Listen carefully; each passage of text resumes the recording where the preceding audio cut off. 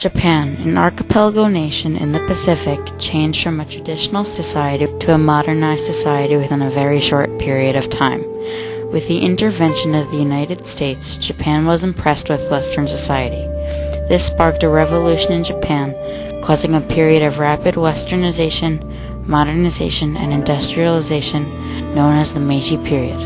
The Meiji Restoration, as it is known, had triumphant and tragic effects around the world. The Japanese accomplishment, Commodore Perry and the Meiji Restoration. Japan was in an era called the Tokugawa shogunate. Following the ideals of a centralized feudalism, Japan was living in a traditional society, closely adhering to the principles of Japan's traditional religion, Shintoism. Shintoism preached ties with nature, reliance on tradition, and dedication to the emperor, who had a divine spirit. Under the Tokugawa shogunate, there was a distinct class structure. Instead of the emperor having power, the shogun had power over governmental affairs and the people of Japan. The emperor, however, was still a figurehead to the people. Below the shogun were the daimyo, or feudal lords, who controlled the warriors, peasants, and merchants on his territory. The samurai were well-respected warriors who fought to defend Japan. The samurai were expected to follow a code of behavior known as bushido, where they were forced to remain loyal and brave. If not, they would have to commit ritual suicide, which is known as seppuku. Below the samurai were the peasants, who worked the land and provided for the people of Japan. Founded by Tokugawa Ieyasu in 1603, following the Battle of Sekigahara, the Tokugawa shogunate ruled Japan for 265 years. However, due to the fear of westernization in a traditional society, Tokugawa Iemitsu in 1639 began a period of isolationism in Japan, which lasted over 2 centuries. The Tokugawa shoguns isolated themselves from the modern world in order to prevent the spread of Christianity into Japan and to preserve their traditional and unique culture. Known for its bountiful ports and goods, Japan was eyed by many of the stronger nations, namely Britain, France, and the United States. However, Japan still refused to open its ports. The Dutch and the Chinese were the only nations given limited trading rights with Japan at Nagasaki. Under Millard Fillmore, the President of the United States, from July 9, 1850 to March 4, 1853, the United States led an expedition in order to open Japanese ports for open and free trade across the Pacific. Commodore Matthew C. Perry was the naval officer behind the mission to end Japanese isolation. Supported and funded by Millard Fillmore, Commodore Perry had the resources to do a task of such gravity, to change the beliefs of a nation after 200 years of internal peace. Tracking Commodore Perry's progress, United States newspapers, namely the New York Daily Times, made America aware of Commodore Perry's voyages. Commodore Perry's ship was known as the Susquehanna. Perry's fleet was known as the Black Ships. Commodore Perry's mission was to give a letter written by Millard Fillmore to the Japanese shogun and to have him agree to open several of their ports for the use of the United States. On March 31, 1854, the Treaty of Kanagawa was signed between the United States and Japan. The Treaty of Kanagawa stated that the United States can have 2 ports for open trade. Another American man who impacted the Meiji Restoration was Townsend Harris, a diplomatic representative in Japan. Townsend Harris had the Treaty of Amity and Commerce, also known as the Harris Treaty, signed on July 29, 1858, stating Japan was open to full trade and diplomatic relations with the United States. Tokugawa Yoshinobu resigned in 1867, feeling the pressures of Japan becoming a world power and the might of the United States. Emperor Meiji took over the Japanese government on January 3, 1868, and had strong goals for Japan. First, he renamed the Tokugawa city Edo as Tokyo and proclaimed it the Japanese capital. The shogun no longer had power, and the era of the Tokugawa shogunate was finished. The emperor's power was now restored. Under Emperor Meiji, Japan industrialized, modernized, and westernized at an extremely rapid rate.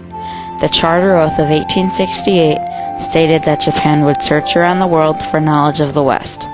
By 1871, nearly 400 advisors from various nations came to Japan to share their knowledge of the Western world. Led by Iwakura Tomomi in 1871, the Iwakura Mission was launched, where the Japanese went to the United States and Europe to learn about Western political systems, economies, education systems, and cultures. The modernization of Japan divided up Japan in many ways, however. Many of the Japanese wanted to modernize, while others wanted to remain traditionalized. A Japanese slogan from the Meiji era once said, "Eastern ethics, Western science." Another feature of the Meiji Restoration was the development of Japanese government, or the Meiji Constitution, which was the first written constitution in Asia. The constitution set up a parliament, or diet, which was made up of the House of Peers and the House of Representatives, both who made political decisions for Japan. The emperor still had much authority. By 1925, all Japanese men could vote.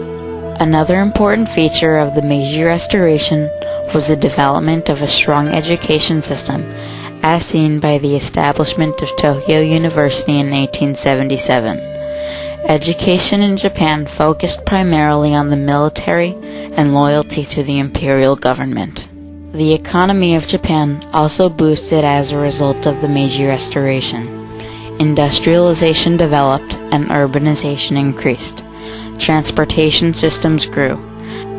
The Japanese culture changed as a result of the Meiji Restoration as well, which can be seen in the new styles of Japanese clothing. The Meiji Restoration did great for Japan, showing it to be a triumph in history. However, there were many tragedies following its many triumphs. One example was the separation of Japanese people from their traditional Shinto-based culture. Another triumph for the Japanese was their rise to become a competitive world power. Now, the Japanese could compete with the strong European nations as an imperialist power. However, this was a tragedy for the European nations because they had another power to compete with and worry about. The Russo-Japanese War of 1905 illustrates the definitive power of the Japanese. Japan defeated Russia, and for the first time in history, an Eastern nation defeated a Western nation. This was a triumph for Japan, but was also a tragedy for the European nations. Following the death of Emperor Meiji, Hirohito took over as emperor, and he was a strong, aspiring leader. Toho Hideki, an aggressive Japanese general, organized Japanese imperial motives and led Japan into war. They started Japan's involvement in World War II, and they went to war with the United States by their bombing of Pearl Harbor. This was a tragedy to the United States and was a triumph for the Japanese. Yesterday, December 7th, 1941, a date which will live in infamy. The United States of America was suddenly and deliberately attacked by naval and air forces of the Empire of Japan. However, in return, the United States used the atomic bomb invented from the Manhattan Project to bomb the Japanese cities of Hiroshima and Nagasaki. The sudden rise of Japanese domination then led to their downfall at the end of World War II. As a result, the voyages of Commodore Perry and the Meiji Restoration had triumphant and tragic effects on Japan and the world around it. However, the Meiji Restoration is a turning point in history, with many changes associated with it, which can be seen in Japanese society today.